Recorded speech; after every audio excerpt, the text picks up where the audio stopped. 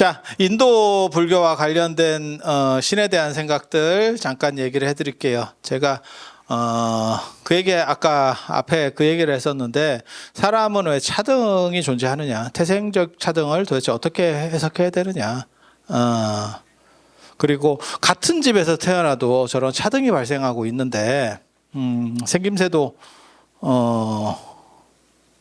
그렇고 머리도 그렇고 키도 그렇고 다 그렇잖아요. 그거를 개인적인 어떤 이전에 있었던 어떤 특징들과 연결시키려고 하는 게 윤회론. 윤회론. 신이 그냥 일괄적으로 쭉 만들면 이런 차등을 두면 안 된다.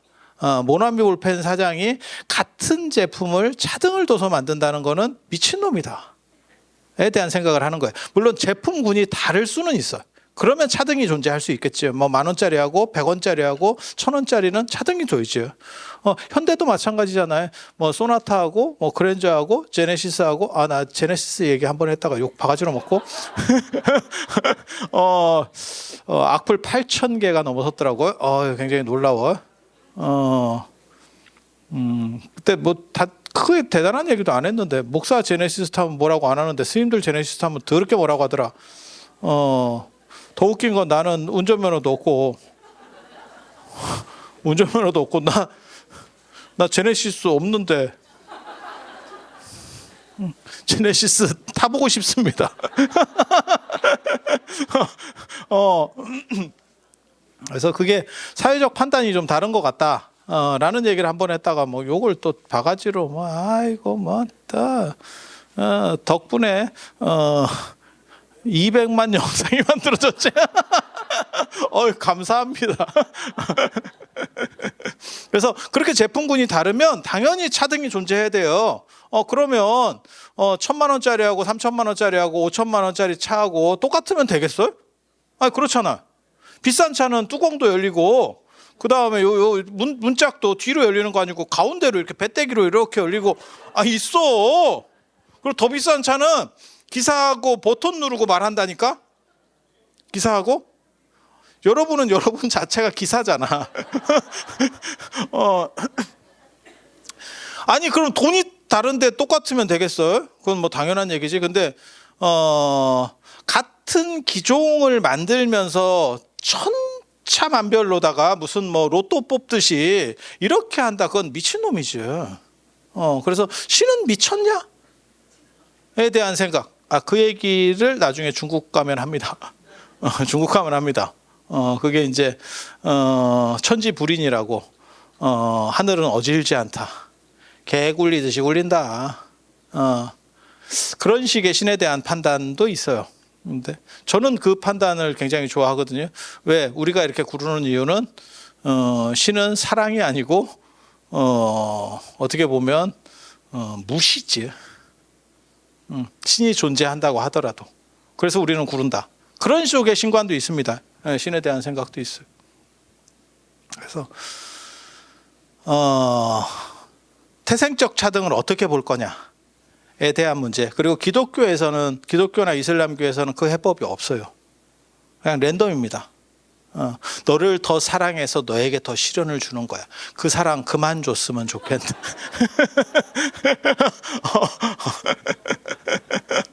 난 너무 사랑받은 것 같아. 그 사랑을 받았는데 왜 이렇게 죽방을 날리고 싶냐라는 생각이 뭐 그렇게. 그래서 인도에서는 또 생각이 달라요. 인도에서는, 그러니까는 중동에서 기독교도 서양 종교 아닙니다. 아시아 종교입니다. 서아시아. 중동이잖아. 거기 서아시아잖아. 서아시아. 그렇게 해서 걔네는 유목문화이기 때문에 여러 다양한 생각들을 안 하고 하나의 단선적인 걸로 하다 보니까 간편하게 이렇게 생각을 해서 유일신 쪽으로 가는 거고, 농경문화 같은 건 사실은 이게 다신으로 갑니다. 그러니까 농사는 예를 들어서 내가 유목문화인데 풀이 자라는 쪽에 가서 뭐 말도 키워야 되고 뭐 이렇게 된다고 생각을 해봐. 그러면 풀이 안 자라. 그러면 유목문화에서는 지가 옮겨가 버린다니까. 풀이 자라기를 원할 필요가 없고 지가 옮겨가면 돼요. 풀이 있는 대로. 그러니까 여러 신이 필요가 없어. 근데 우리가 지금 쌀농사를 지은다고 가정을 해보세요. 그러면 비가 안 와. 그럼 내가 모를 다 뽑아서 옮겨갈 거야? 비가 오기를 기원해야지. 아니, 그 방법밖에는 없어요. 내가 사는 데를 바꿀 수가 없으니까. 그래서 비가 오라 그랬더니 또 비가 지랄같이 오네. 아이고 무슨 빵꾸 난 것처럼 또 와요. 그러면 다 또 쓸려 내려가고 썩잖아. 그러면 기청제를 지내는 거고. 아니 그렇게밖에 할 수가 없어요. 바람이 불면 바람 좀 그만 부르라고 해야 되는 거고. 그러니까 여러 신들을 믿을 수밖에 없는 거죠. 그리고 신에 대한 선택권들이 많아지면 어떤 일이 벌어지느냐? 인간들이 선호도에 따라서 신의 영향력이 달라집니다. 우리나라에서는 가장 강력한 신 뭔지 아세요?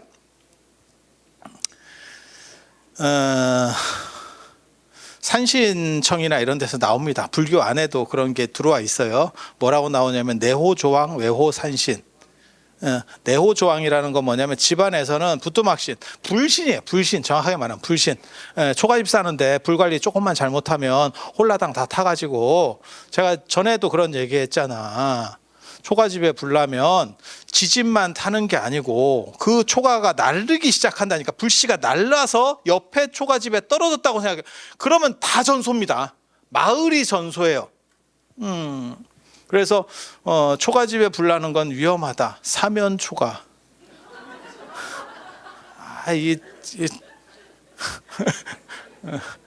그냥 웃으면 됐어. 따지지 마. 그래서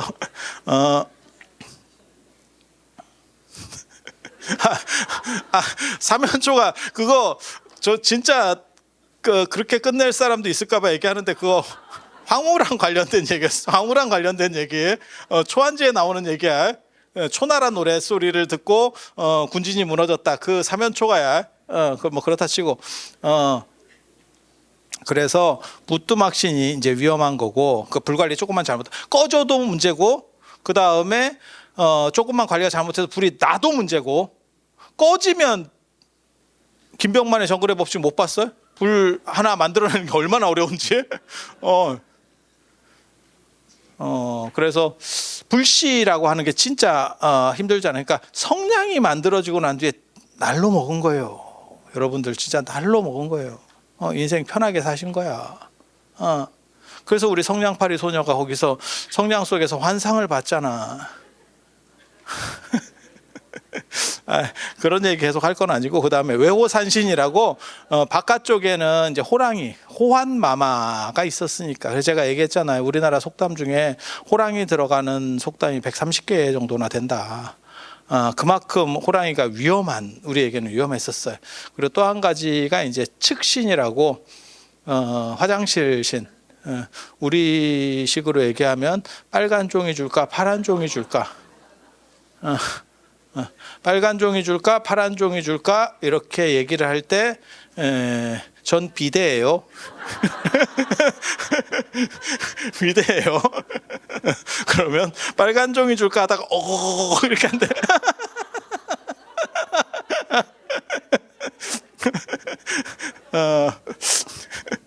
그래서 비대 생긴 뒤부터 귀신이 없어졌다더라.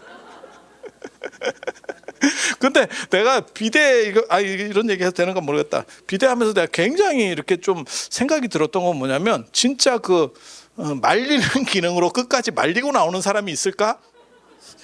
나 그게 화두였었는데 그 기능은 도대체 무엇인가? 그걸로 끝까지 말리고 나오는 의지의 한국인은 존재하는가? 쓸데없이 그 기능이 왜 있는지 나 모르겠던데. 여러분은 그 생각 안 해봤어요? 난 그걸로 말려보신 분 있어? 끝까지? 손 한번 들어볼까? 뭐 그렇다 치고 그 얘기를 하려는 건 아니고, 그런 식으로 다양한 신들이 그러니까 선택권이 생기면 내가 미룰 수 있는 게 있는 거예요. 그러니까 예를 들어서 공산당 같이, 북한 같이 저렇게 되면 당에 대한 선택권이 없고 무조건 수용해야 되는 거예요. 그러면 저게 기독교나 이슬람 같이 되는 거고, 우리 같은 경우는 뭐 이 당을 선택해도 되고 저 당을 선택해도 되고, 너무너무 잔인하게 국회의원을 선택해요. 우리가 아시는지 모르겠는데 전 세계에서 유일하게 초선 의원 비율이 50%를 남는 나라가 우리나라예요. 매번 뒤집어 버려. 매번 뒤집어. 국회의원도 얼마나 스트레스 받겠어. 이게 무슨 잘릴 확률이 50%가 넘는데, 와유, 막 미치겠네. 이렇게 되는 거지. 그래서 신에 대한 선택권이 많으면, 신이 많으면 선택 요소들이 있기 때문에, 그러면 그거를 인간들이 단합을 해서 조질 수 있어요.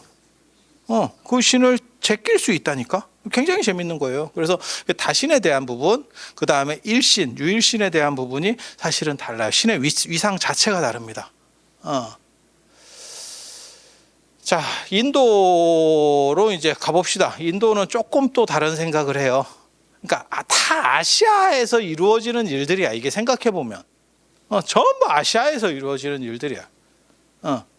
뭐 유럽이나 다른 데 없어.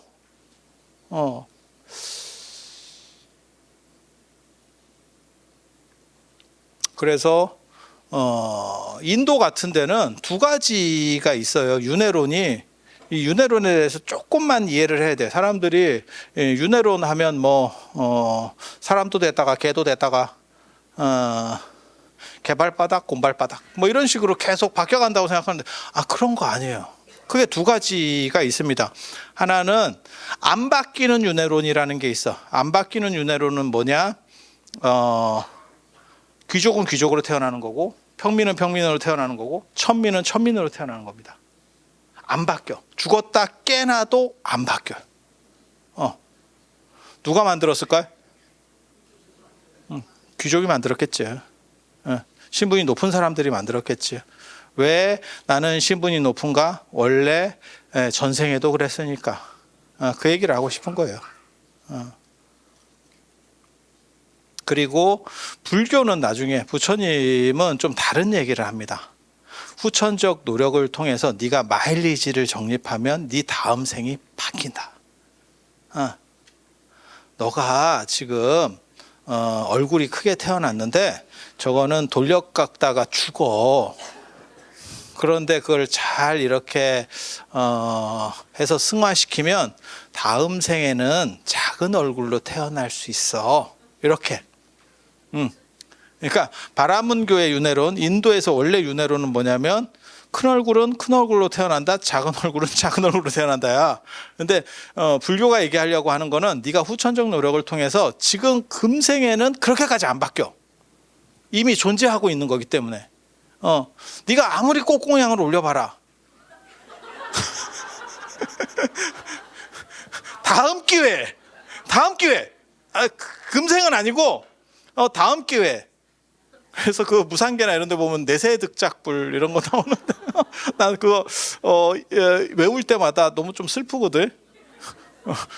금생에 하면 되지 굳이 다음 생에. 그 금생에가 나중에 중국 철학에서 나오는 도노설입니다. 도노설. 다 문제의식이 있어. 이게 흘러가는 거예요. 다 흘러가는 거예요.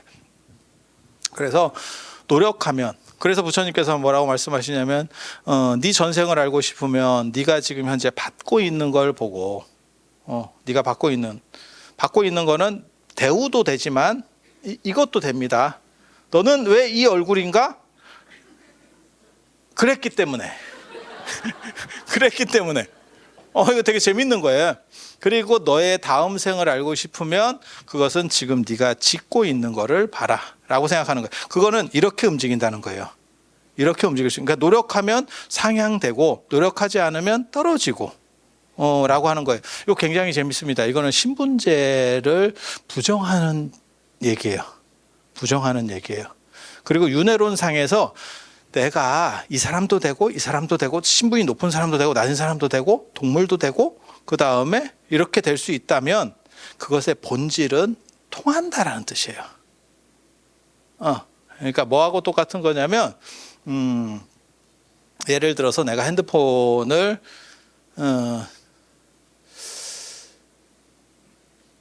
우리 같이 이제 이렇게 조금 꼰대과에다가 간 사람들은 다 갤럭시 씁니다. 갤럭시 쓰고 젊고 이제 파릇파릇한 사람들은 애플 쓰고 뭐 이런 거예요. 그래서 누가 저한테도 얼마 전에 그러더라고.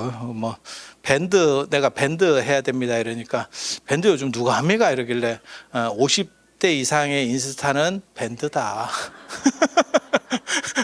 원래 그런 거다. 인생이 그런 거다. 아니 그 통계에서도 나와. 50대부터 밴드가 비율이 압도적으로 높아져요. 그래서 이게 시대마다 좀씩 다르거든요. 근데 내가 난 이제 갤럭시 그만 쓰고 저씨 뭐 짜증이 나고로 그래가지고 제가 애플로 바꿀 수도 있잖아. 그렇잖아. 조금 귀찮고 돈이 조금 더 비싸지지만 나도 좀 젊어보자. 나 회춘하려고. 아니 어른들 중에서도 아이폰 쓰시는 분들도 있더라고. 그래서 왜 쓰냐고 물어봤더니 애들 거 바꿔 물려. 나 그거 더 슬펐다. 내가 그 얘기 듣고 나 더 슬펐어. 뭐 그렇다 치고 그렇게 바꿔도 되는 이유는 유심칩이라고 하는 바뀌지 않는 부분이 있잖아. 기계만 바뀌는 거잖아. 예를 들어서 무슨 뭐 제가 일본 핸드폰을 쓸 수도 있고 중국 거를 쓸 수도 있고 그런 거 아니요? 그렇게 바뀌는데 바뀌지 않는 부분이 있는 거지. 그래서 사람이 동물이 됐다, 뭐 귀족이 됐다, 천민이 됐다. 라고 하는 거는 바뀌지 않는 어떤 속성이 계속 존재한다라는 거를 상정하는 거예요. 그게 완전히 안 바뀌냐? 이러면 안 돼. 그런 불교가 아니에요. 그러니까 유심칩은 사실 그 사람의 정보가 계속 업데이트 되는 것이 유심칩이야. 유심칩이라고 그래서 항상한 게 아니야. 무상한 건데 핸드폰 기계보다는 항상한 거지. 맞잖아요. 그래서 우리가 빼서 그걸 이렇게 저장을 하고 유심에서도 계속 뭐가 저장이 되는 거죠. 맞잖아. 전화번호를 그쪽으로 저장하시겠습니까? 뭐 이렇게 물어보잖아, 자꾸. 그래서 그렇게 가는 거예요. 그래서 그렇게 된다는 얘기는 동물과 인간도 호환이 된다라는 뜻입니다. 그래서 인도 문화에서 가장 특이한 점이 반려동물 문화예요. 반려동물 문화. 그래서 이렇게 보고 있으면 동물권이라고 하는 거는 인도에 처음으로 있었던 것 같아. 왜? 인간도 동물이 될 수 있고 동물도 인간이 될 수 있다는 거는 지금은 개가 나보다 상태가 떨어지지만 내가 개의 존엄성을, 개가 아니고 동물의 존엄성을 무시할 수 없다는 뜻이 되는 거죠. 그래서 인도 문화의 특징 중에 하나가 뭐냐면 동물이 말을 하는 거는 인도 문화예요. 동물이 말한다. 그래서 이솝우화 같은 데서 동물이 말한다. 그 인도에서 다 넘어간 겁니다. 그리고 우리는 불교적 영향을 받았기 때문에 동물농장 같은 데서 동물이 말하는 것처럼 이렇게 더빙을 하는 거예요. 그리고 서양 사람들 입장에서는 그건 너무너무 특이한 거예요. 왜? 동물에겐 영혼이 없습니다. 서양인들이 볼 때 서양인들 기독교적 관점에서는 동물에게 영혼이 없습니다. 그래서 천국에는 댕댕이가 없습니다. 댕댕이가 없습니다. 그래서 여러분들이 개나 고양이나 반려동물을 키우고 걔네가 좋은 데를 갔으면 좋겠다라는 생각을 한다면 불교를 믿어야 됩니다. 개의 천국을 보장하기 위해서. 그래서 인도 신화를 볼 때 되게 재밌는 논리 구조가 있어요. 되게 제가 처음에 인도 신화를 볼 때 굉장히 웃겼던 게 비슈누 신이라고 하는 잘 나가는 신이 있어. 그 비슈누 신하고 사실은 경쟁하는 불교의 대상이 그러니까 비슈누 신이 어떻게 보면 아이폰이라고 생각하면 갤럭시 같은 게 누구냐면 관세음 보살입니다. 이해가 되시겠죠? 어떤 캐릭터인지. 근데 그 비슈누 신이 타고 다니는 게 금시조라고 하는 새예요. 가루다라고 합니다. 그래서 말레이시아 항공인가 그 가루다 항공, 태국 인도네시아 항공 가루다. 그리고 동남아나 이런 데는 그 새대가리로 이렇게 장식을 해요, 문에. 그래서 그 새가 맹금류가 빠짐없이 이렇게 지켜보고 나쁜 것들이 못 들어오게 하듯이, 우리 같은 이렇게 동아시아에서는 대부분 도철문을 씁니다. 도철문이라고 하는 건 뭐냐면, 도철은 뭐든지 눈에 보이기만 하면 다 먹는데, 그래서 문짝 같은 데 보면 이렇게 머리만 있는, 이렇게 아까 도깨비 같은 거 있어요. 한옥문 같은 데 보면 걔가 다 먹고 나중에 먹을 게 없어서 몸도 다 뜯어먹고 이게만 남았다는 거예요. 그래서 나쁜 게 들어오면 다 먹는, 그러니까 문장식이라는 게 전 세계적으로 다 있어요. 문으로 나쁜 게 들어오기 때문에 나쁜 것을 막는 문장식이 다 있어. 히랍 쪽에서는 그 메두사입니다. 그래서 다 이제 나쁜 놈들은 그 메두사 얼굴을 보고 어떻게 보면 돌이 되는 거지. 그래서 걔네는 돌로 집을 짓는가 봐. 그렇게 해서 돌로 만들고 그걸로 집 짓고, 돌로 만들고 집 짓고. 좀 웃어봐. 그냥 정색을 하고 사람들이 말이야. 재미있자고 하는 얘기잖아. 아니야. 그거 원하는 거 아니야. 그거 원하는 거 아니야. 그 옛날 방식이야. 하지 마. 그렇게 해서 문으로 뭐가 나쁜 게 들어오기 때문에 문 쪽에다가 뭘 배치한다라는 건 전 세계적으로 다 있는 거고, 그건 우리나라 이제 입춘이라든지 뭐 이럴 때도 다 그런 거를 해요. 설이나 이런 때도 그런 뭐 입춘첩이라든지 뭐 세화라든지 뭐 이런 것들이 있어. 뭐 그렇다 치고, 그렇게 해서 그 가루다를, 그러니까는 맹금류예요. 그 독수리 매 이런 거예요. 그런 걸 타고 다니는데 비슈누 신이 그 가루다한테 뭐라고 얘기하냐면, 내가 너를 타도 되겠니? 이렇게 물어봐. 그걸 잡아다가, 그러니까 몽고 사람이 야생마 잡아다가 이렇게 길들여서 타는 게 아니고, 타도 되겠니? 이렇게 해가지고 계약 관계가 성립이 돼요. 되게 재밌어. 그래서 야, 얘네는 동물을 부린다라고 생각하는 게 아니고 어느 정도 이상의 대우를 해주는 거라. 지금 반려동물 문화를 생각하시면 돼요. 그리고 힌두교에서는요, 그 잘 나가는 신들 셋이 다 그렇게 타고 다녀요. 뭘 자꾸 타, 얘네가 뭘 타. 그래서 시바시는 소를 탑니다. 흰소, 난디라고 하는 흰소. 그래서 인도에 가 보시면 힌두교 사원 가면 시바신 사원 앞에는 소가 이렇게 혹부리소예요. 혹 나온 소가 이렇게 앞에 딱 있지. 그리고 브라흐만신, 창조주 브라흐만신은 앙사라고 하는 백조를 타고 다녀요. 백조. 이제 브라흐만 같은 경우는 약간 수행자삘이거든요.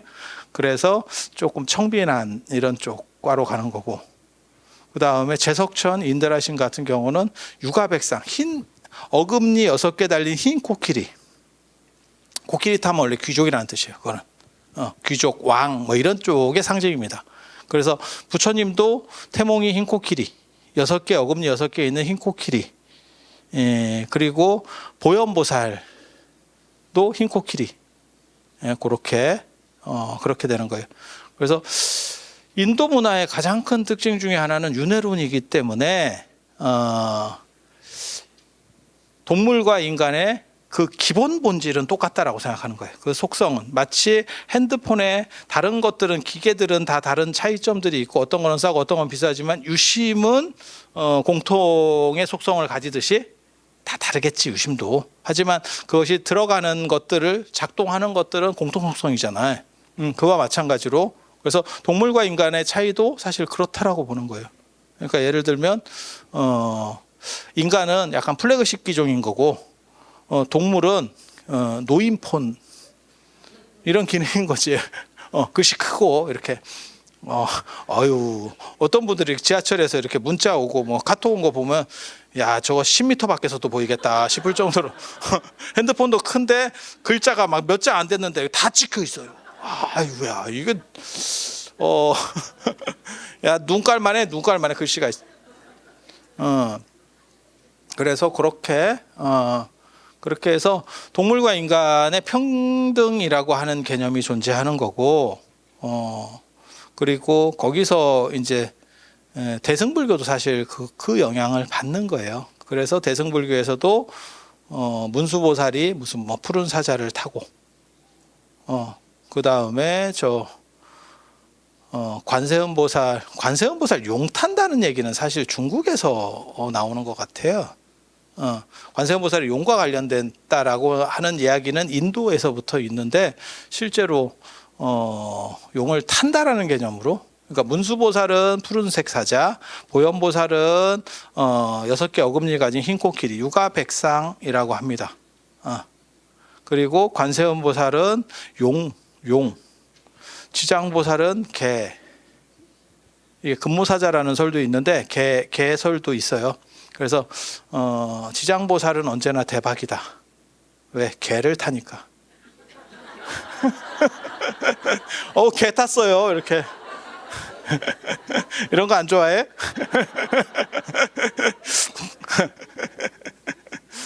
그렇게.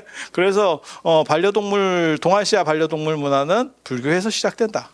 근데 그것은 왜 그러느냐? 그 본질을 같다라고 생각하기 때문에 지금은 걔네가 좀 떨어지지만 그 본질은 윤회를 해서 걔도 사람이 될 수 있다라고 하는 거는 그 어떻게 보면 존엄성 자체를 인간이 무시할 수는 없다라는 쪽으로 바뀌는 거예요. 그래서 제가 그런 생각을 하는데, 이런 생각이 불교를 타고 동아시아로 전해온 거거든요. 불교 전에는 없었습니다. 그래서 맹자에 보면 뭐라고 나오냐면 군자는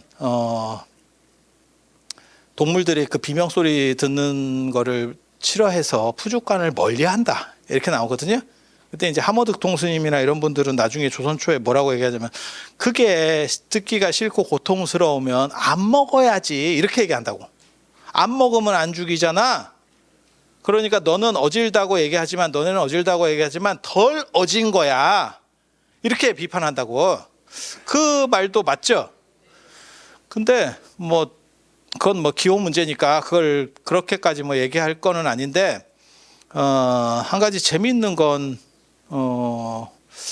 그런 생각이 있는 거죠. 갑자기 우리나라의 반려동물 인구가 급격하게 늘면서 개권이 사람권보다, 어떻게 보면 그러니까 사람권이 이렇게 신장해 왔으면 개권은 이렇게 신장을 해왔어요.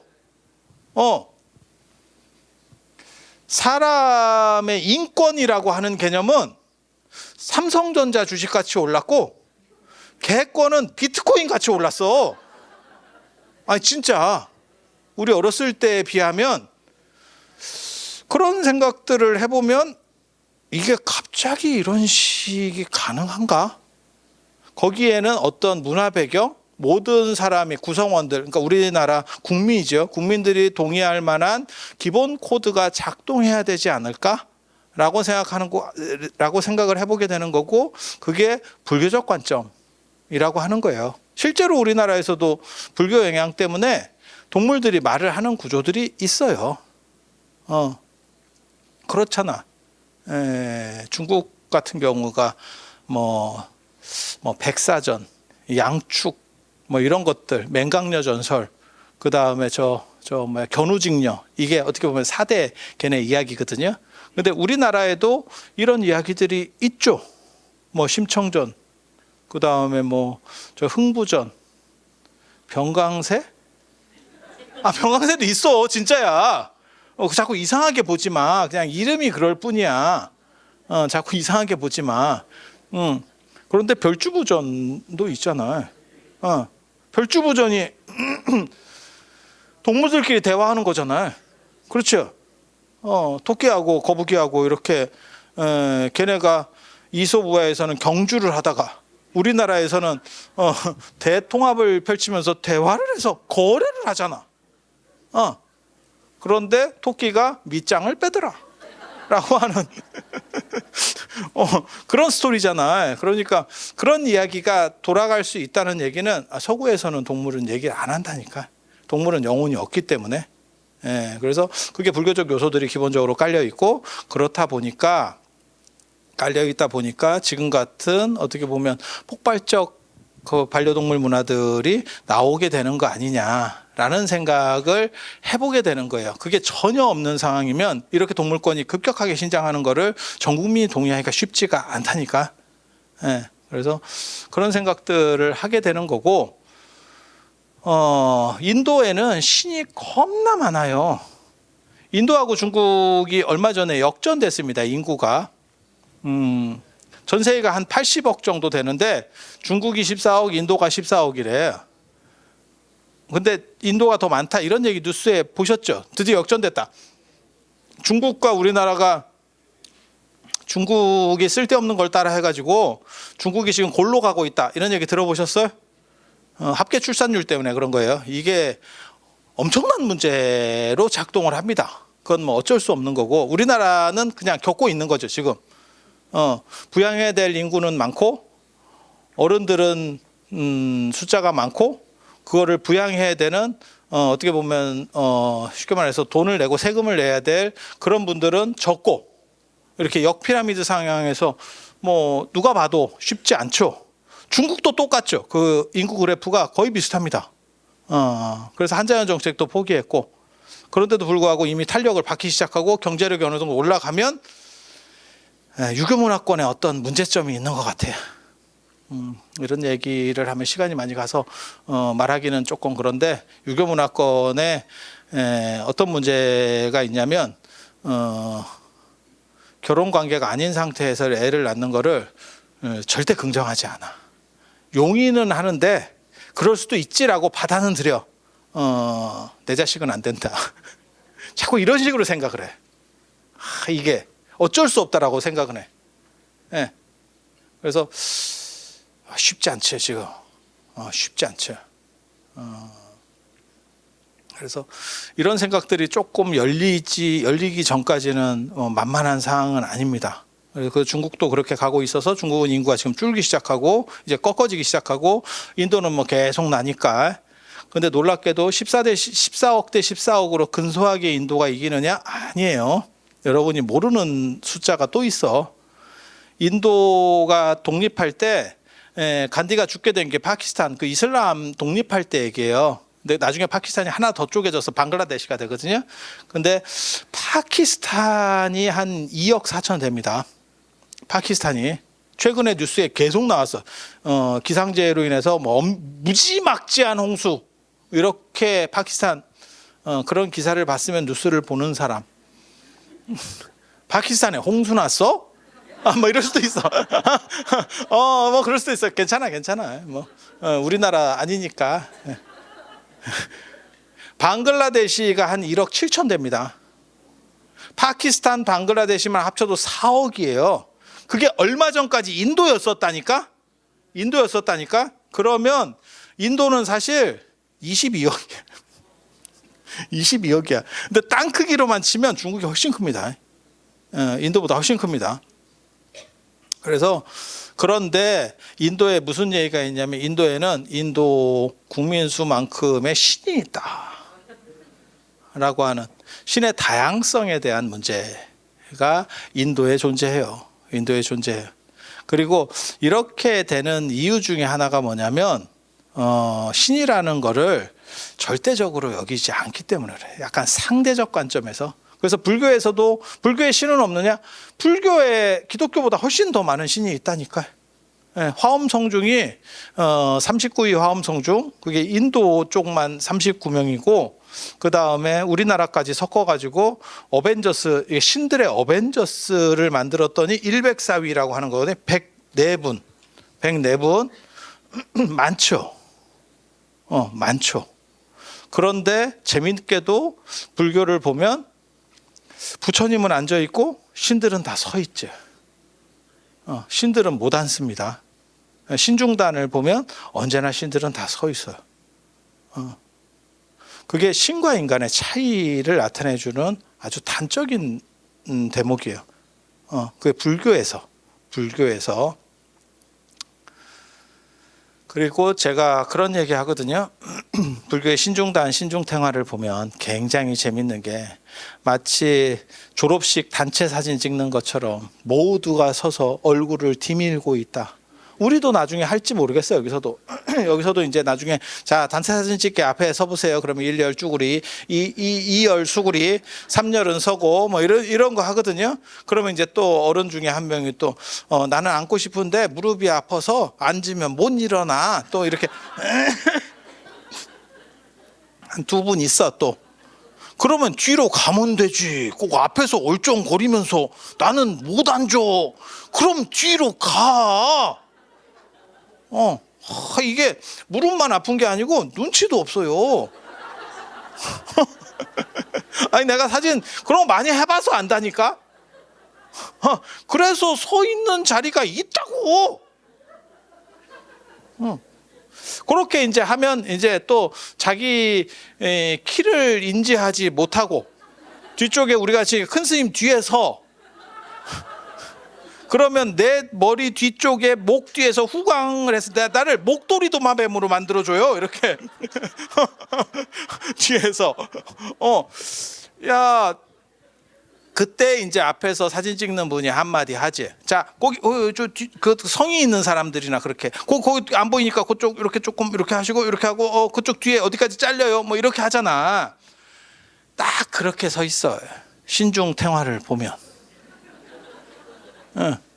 신중탱화를 보면. 그러니까 신중이라고 하는 거는 병풍이구나 라는 걸 알 수 있어. 그러니까 불교의 본질은 신이 아니구나. 그러면 신을 왜 수용하느냐? 우리보다 센 사람은 있을 수 있다는 거예요. 센 존재는 있을 수 있다는 거죠. 그러니까 불교는 어떻게 보는 거냐면 신이 완전하다고 보는 게 아니고 우리보다 세고 그 생각 해보셨어요? 돈이 많은 분들이나 안 그러면 머리가 좋은 분들도 스트레스가 없는 건 아니잖아요. 그렇게 믿어. 그렇게 믿어. 그게 정신건강에 좋다. 돈 많아도 스트레스 많을 거야. 이렇게 믿어. 스트레스 계열이 약간 다르긴 하지만 스트레스의 총량에 큰 차이는 없을 겁니다. 그러니까 스트레스 계열이 다르다는 건 뭐냐면 없는 분은 경제적인 것과 관련된 스트레스가 있어. 하지만 있는 분들은 경제적인 건 아니지만 그들 안에서의 또 다른 경쟁이 또 있어. 그래서 제가 얘기하잖아요. 있는 걸로 물질만 가지고 스트레스가 다 극복될 수 있으면 부처님 뭐하러 출가했겠냐? 부처님 뭐하러 출가했겠냐? 우리 그 가장 젊은 지도자, 전 세계에서 가장 젊은 지도자 중에 한 명이 우리 민족 중에 있잖아. 북한에. 스트레스 받아가지고 애가 살이 안 빠지잖아. 목 봐봐라. 내가 목만 보면 타이슨이야. 타이슨. 전성기 때 타이슨. 맷집 좋겠다. 내가 그런 생각했거든. 옛날에 이런 말하면 독침 날라온다고 그랬었는데 요즘은 뭐 그런 시절은 아니니까 걔도 스트레스 받는가 봐. 그러니까 점점 이렇게 사람이 이렇게 약간 몽당연필 같이 되잖아. 좀 안타깝습니다. 저 아마 성인병 저 검사해보면 성인병 나올 거예요. 저 정도 체형이면 성인병 나옵니다. 그리고 딸도 소화비만 아니 그걸 뭐 비하해서 하는 얘기는 아니고 내가 걱정해서 걱정돼서 그 딸도 애가 이쁘장하게 생겼는데 애가 약간 이렇게 둥글둥글하게 약간 점점 눈사람 비슷하게 애가 되더만. 그래서 그게 스트레스예요. 스트레스가 얼마나 살에게 영향을 주는가. 물론 뭐 잘 먹어서 그런 것도 있겠지. 그래서 그런 생각들을 해보면 있는 사람도 스트레스를 받는 거는 있어요. 머리 좋은 사람도 마찬가지일 거고. 일론 머스크는 스트레스가 없겠어? 일론 머스크도 스트레스를 받으니까 트위터에 계속 50종가를 질러가지고 트위터 사고 거기서 계속 이렇게 약을 팔고 있잖아. 뭔가. 트럼프 대통령은 스트레스 없겠어요? 나 진짜 대단한 사람이라고 트럼프 대통령 내가 생각하거든. 80 넘어서도 저렇게 관종력을 유지하는 저 건강함은 무엇인가? 저 연세에 저게 되는가 싶은 진짜 좀 재밌는 분이죠. 근데 그런 분도 스트레스가 있을 거예요, 분명히. 그래서 스트레스의 총량 자체가 큰 차이는 없을 거다. 그 질이나 아니면 방식에 대한 차이들은 존재할 거고. 그래서 이런 생각들을 좀 해보면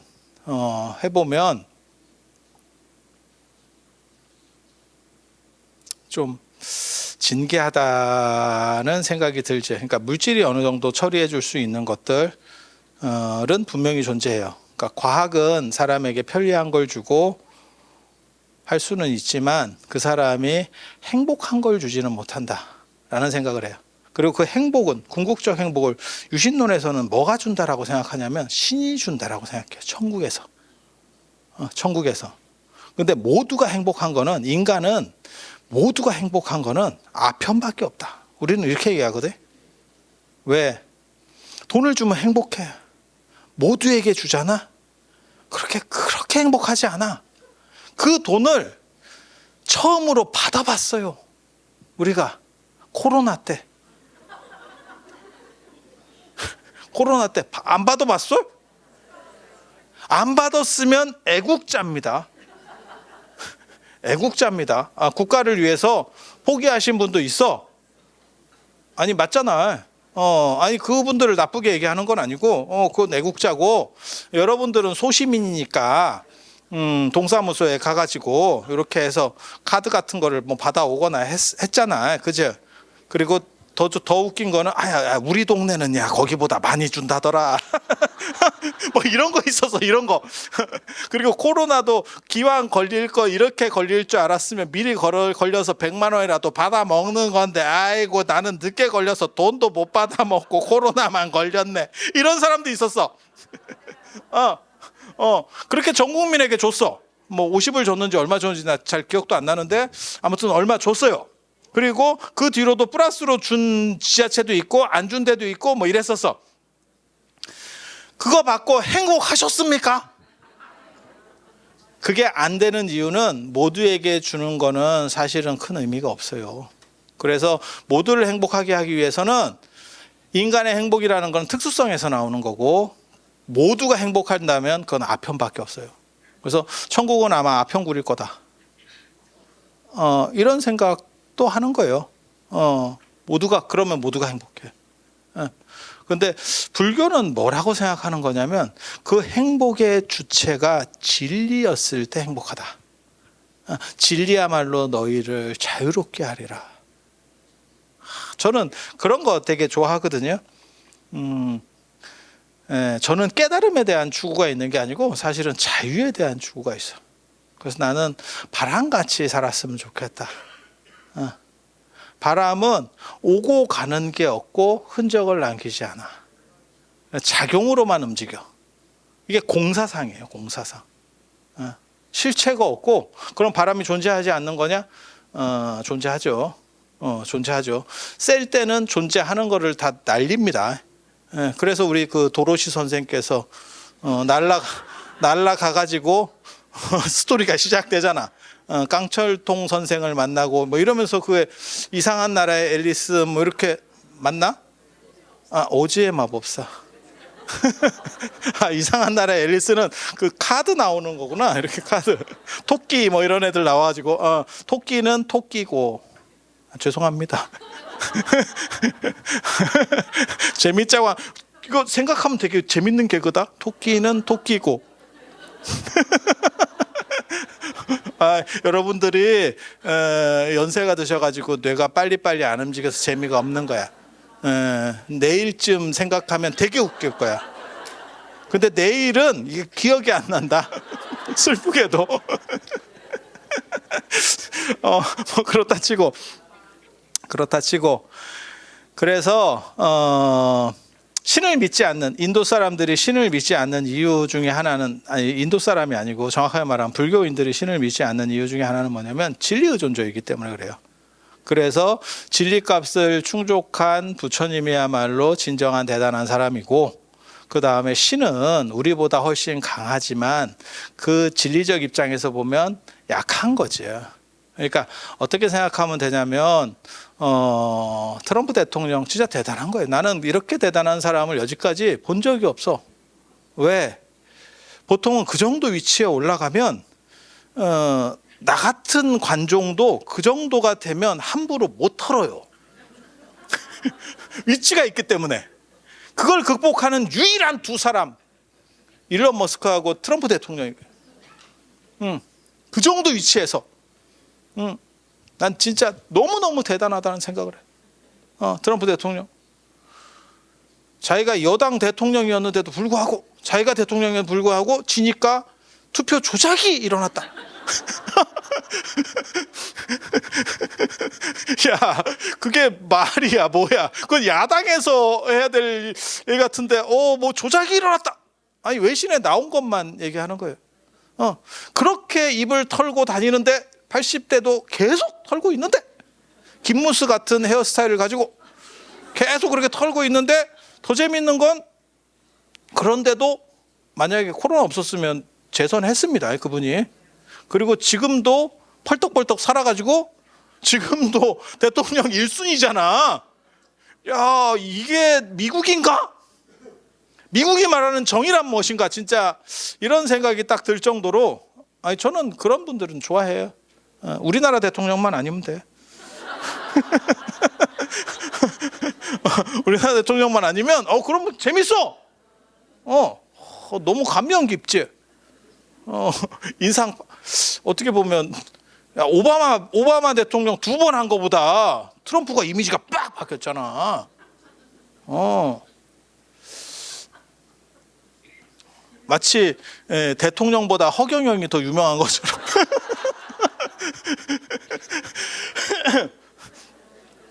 뭐 아무튼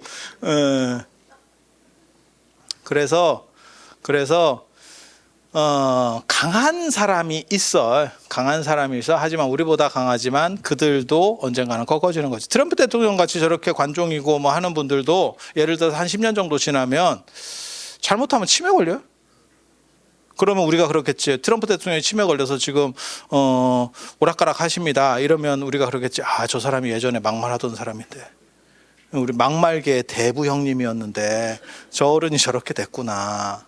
그러니까 신도 결국은 그렇게 골로 간다. 우리보다 훨씬 강력하지만 그게 불교에서 말하는 신관이에요. 그래서 신은 최종 목적이 될 수 없고 진리를 얻은 사람만 영원한 자유를 획득할 수 있다. 그게 부처님이라는 거예요. 그래서 진리 의존적이기 때문에 불교는 신을 믿지만 신의 절대성을 부정하는 거예요. 그게 어떻게 보면 신중탱화에서 나타나는 신이 시립해 있는 인간, 그 신중탱화만 있는 게 아니고 절에 가면 부처님 뒤에, 불상 뒤에 메인 탱화가 있어요. 그걸 영산해상도라고 하거든요. 거기는 신은 거의 없고 대부분 다 사람들이에요. 부처님, 10대 제자, 그 다음에 8대 보살, 뭐 좌우보처 다 대부분 인간들입니다. 물론 신이 없느냐? 신도 있어. 거기도 제석천, 범천, 사천왕, 그 다음에 팔부신중이 나와. 팔금강이 나오든지 뭐 이런 식으로 보통은 이제 사왕, 상왕, 용왕, 용녀 뭐 이런 애들이 나와. 참고로 제가 그런 거 전문가입니다.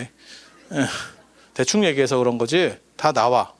그런데 그들은 어디에 존재하느냐? 그 배경에서도 주변인, 찌기다시지. 찌기다시. 메인 메뉴가 아니고, 그게 불교의 인본주의예요. 그래서 진리 중심적인 불교의 특징을 보여주는 겁니다. 진리의 특징. 그게 어떻게 보면 불교의 가장 큰 특질이라고 보시면 돼요. 그리고 동아시아에도 그런 진리 의존적인 측면이 존재해. 그래서 불교는 넘어올 수 있었던 거야. 동아시아로. 근데 힌두교는 그렇게 진리 의존적이지 않아요. 그래서 그들은 신에게 좀 더 많은 배점을 부여합니다. 힌두교에도 신에 대한, 진리에 대한 생각이 있어. 하지만 진리보다 신에 대해서 생각이 더 커. 그러니까 이게 진리하고 신하고 차이는 뭐냐면, 그냥 간단하게 얘기하면 운동해서 살 뺄래, 약이나 수술해서 살 뺄래요. 우리 모두는 운동해서 빼는 게 맞다라고 생각을 해. 운동과 식이요법이 맞다라고 생각해. 수술과 약의 한계점은 분명하지. 그건 어쩔 수가 없는 거야. 하지만 왜 수술과 약이 계속 돈을 버느냐? 이유는 간편해. 게으른 거지. 게으른 거지. 아니, 그렇잖아. 그래서 불교보다도 왜 힌두교가 더 많습니까? 세상에는 게으른 사람이 노력하는 사람보다 많아. 그래서 불교보다 힌두교가 많았던 거예요. 그리고 동아시아는 다음 시간에 얘기할 동아시아에는 인본주의적 특징이 있어. 신을 버리게 되는 결정적 계기들이 있어. 동아시아에서는. 그래서 서아시아, 중동 쪽에서는 신중심이고 인도 같은 경우는 신과 인간이 섞여 있는 거예요. 그리고 인본주의적 전통이 불교고 그 다음에 신중심의 배점이 컸었던 게 힌두교예요. 그리고 동아시아에는 인본주의적 전통이 훨씬 강력합니다. 그래서 불교는 넘어올 수 있고 힌두교는 차단되는 거예요. 힌두교는 동아시아로 못 넘어오는 거예요. 그래서 동아시아의 어떻게 보면 신에 대한 생각, 그리고 동아시아 사람들은 아주 옛날부터 한 3,000년 전부터 신에 대해서 의심하기 시작했어요. 그게 오늘날 물질주의나 자본주의가 동아시아에서 빨리 성장할 수 있었던 배경도 되는 거고, 신에 대한 관심은 있지만 종교에 대한 색깔이 뚜렷하지 않는 그런 전통을 낳게 되는 거고, 그리고 그러한 이야기들 제가 한 10분 쉬었다가 와서 동아시아 이야기 해드릴 수 있도록 그렇게 하겠습니다. 자, 들어서 감사합니다.